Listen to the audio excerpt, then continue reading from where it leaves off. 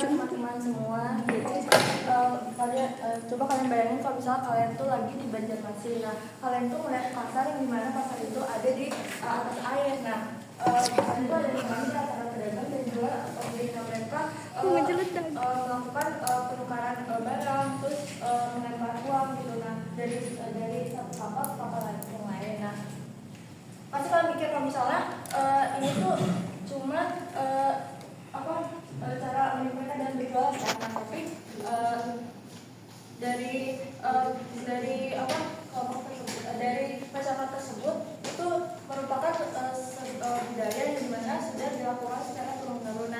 Dan cuma mereka yang bisa yang tahu maknanya itu apa. Nah, gimana sih cara misalnya kita tuh mau tahu apa sih makna dari kegiatan itu? Nah, jawabannya itu dari kita bisa nanti menggunakan metode etnografi. Nah, jadi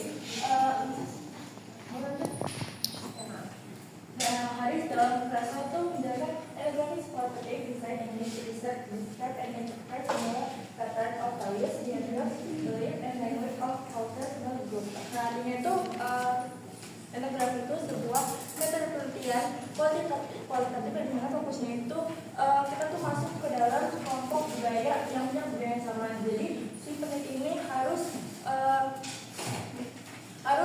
bisa mencoba untuk memahami bagaimana sih cara mereka hidup, bagaimana cara mereka berkomunikasi, bagaimana apa yang mereka yakini, bagaimana cara mereka berperilaku gitu. Nah, setelah itu seperti ini mencoba untuk menafsirkan gitu. Dia dipahami sama membaca. Nah, tujuan etnografi ini bukan cuma melihat dari luar kan. Kalau kita nih tahu nih tindakan mereka tuh kayak gimana, tapi kita nggak tahu makna sama konteksnya itu kayak gimana gitu kan. Nah, jadi si peneliti ini perlu mencari pola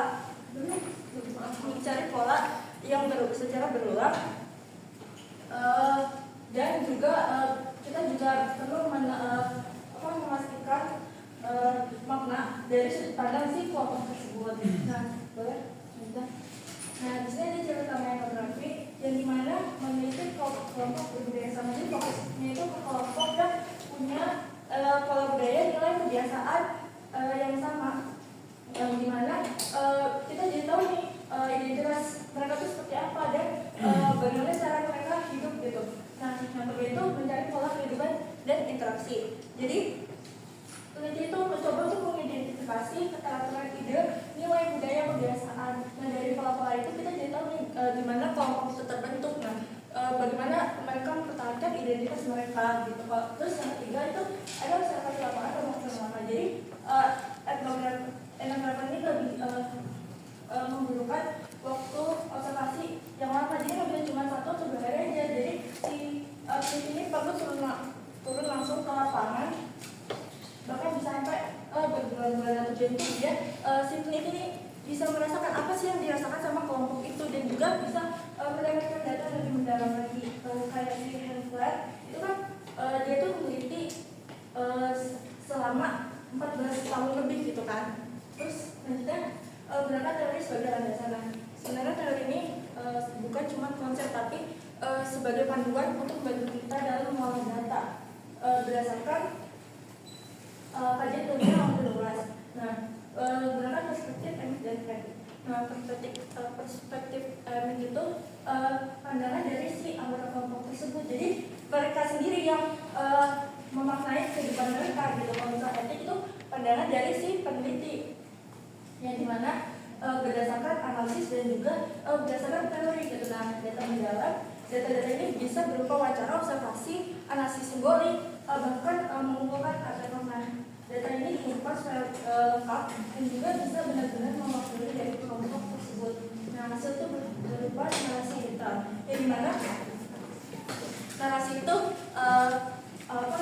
yang kaya dan detail supaya pembaca ini bisa lebih memahami kebudayaan dari kelompok tersebut.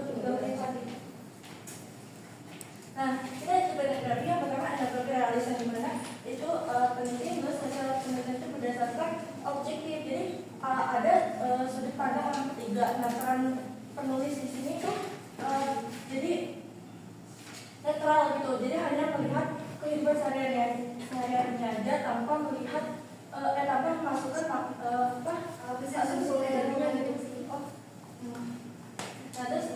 kritis itu tipe yang lebih memihak, jadi nggak cuma ngelihat dari budayanya aja, tapi kita harus melihat masalah-masalah yang ada di dalam kelompok tersebut, kayak misal ketidakadilan, penindasan gitu. Jadi tujuan utamanya itu untuk menciptakan keadilan sosial. Nah, prosedur etnografi, jadi peneliti itu harus memastikan nih topik yang ini udah sesuai sama pendekatan etnografi. Nah, kalau misal kita udah masih cocok atau enggak, baru kita bisa milih kelompok yang mau kita teliti dan menggunakan gatekeeper. Nah, selanjutnya setelah kita pilih kelompok tersebut, kita bisa memilih nih tema atau isu yang pengen kita gali. Kalau misalnya udah, baru deh kita pilih tipe etnografi tipe etnografi itu macam mana gitu, apakah kritis atau realis gitu. Nah, kalau misalnya udah nentuin tipe itu, baru deh kita bisa langsung turun lapangan dengan melakukan observasi, wawancara, atau bahkan kita juga bisa ikut melakukan aktivitas dari kelompok itu gitu. Nah, di situ setelah kita mendapatkan semua data itu, baru kita tafsirkan, kita menganalisis gitu tema atau makna yang ada dari kelompok itu apa gitu. Kalau misalnya udah, baru kita sajikan gitu datanya secara narasi yang kaya dan detail, biar si pembaca itu paham sama kelompok tersebut gitu.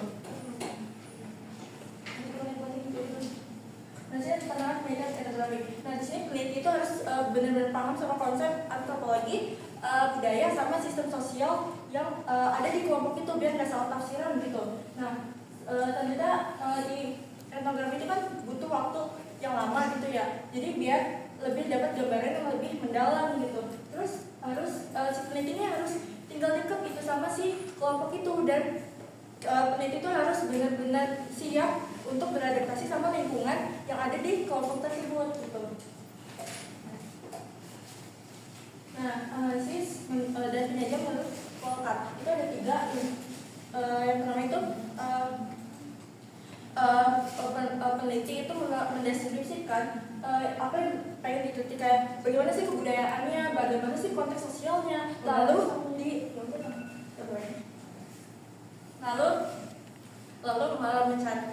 kalau misalnya udah lalu dianalisis dan mencari pola yang berulang gitu, dan setelah kita analisis, baru deh kita maknai apa sih maknanya itu gitu.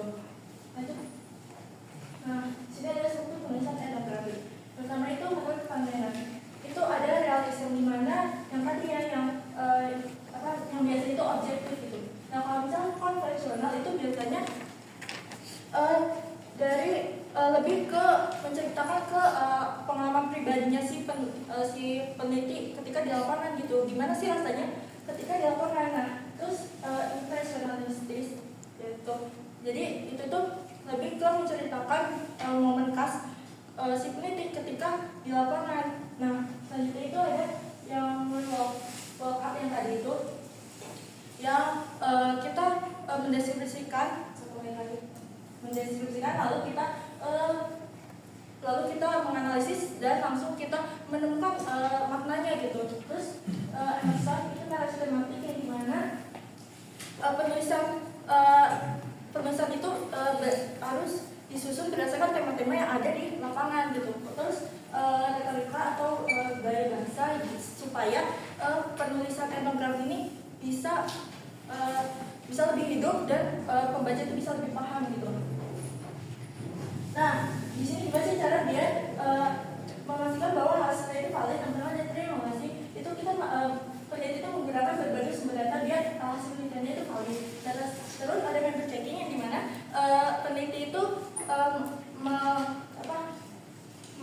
mengkonfirmasi hasil penelitiannya kepada partisipan. Benar nggak sih pengalamannya itu seperti itu gitu. Terus refleksivitas, penelitinya harus peka terhadap bias dari data tersebut. Selanjutnya ada problem appendix. Harusnya mencetak. Yang pertama itu ada theoretical lens atau lensa teori, di mana Stephen Curry pakai teori simpul terbaru. Kenapa? Karena menurut teori Marxist itu udah nggak cukup relevan lagi dipakai untuk meneliti Israel, karena berfokus pada kelas sosial dan juga ekonomi. Sedangkan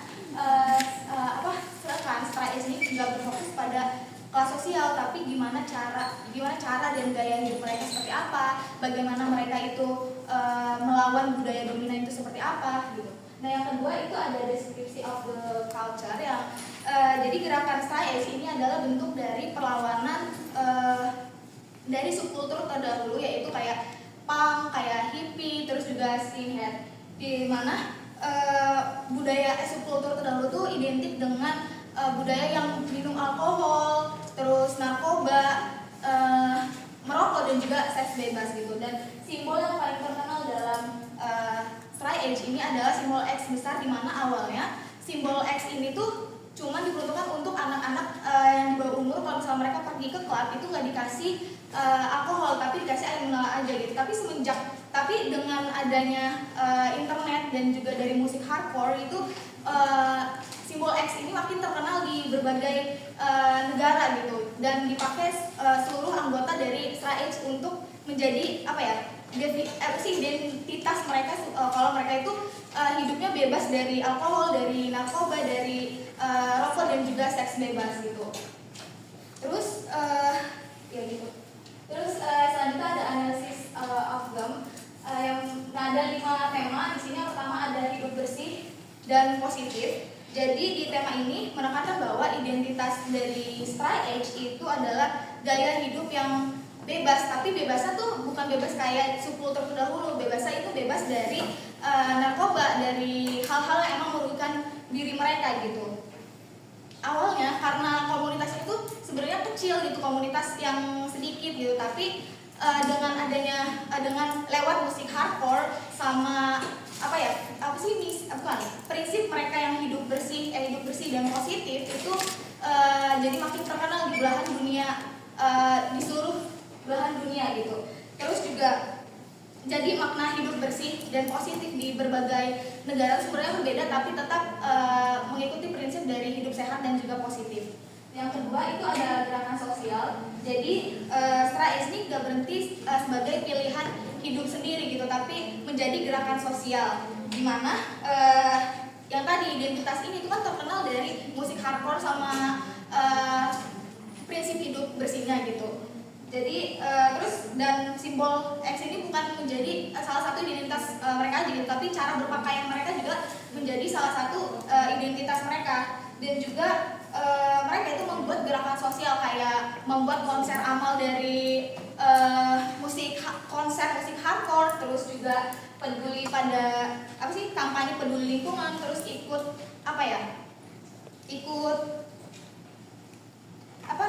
aksi-aksi kayak misalnya aksi tentang ketidakadilan dan lain sebagainya. Jadi Straight Edge itu bukan tentang soal perubahan dari diri mereka sendiri, tapi gimana caranya Straight Edge itu ikut masuk dalam dan ikut berkontribusi gitu dalam masyarakat.